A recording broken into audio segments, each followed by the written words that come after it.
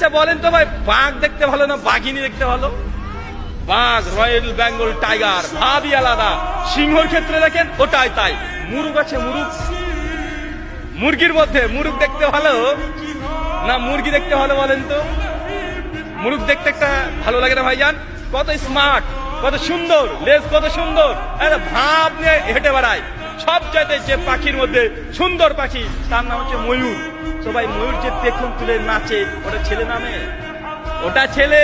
আর ময়ূরিনী যেটা আছে ওকে দেখতেই মানুষ চায় না, ওকে দেখলেই গা ঘিন ঘিন করে।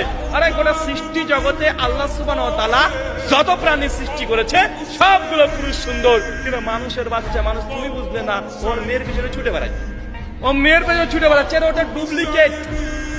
কুড়ি হবে ও বুড়ি হয়ে যাবে, আর ছেলেরা কুড়ির পরে স্মার্ট আরো হয়ে যাবে।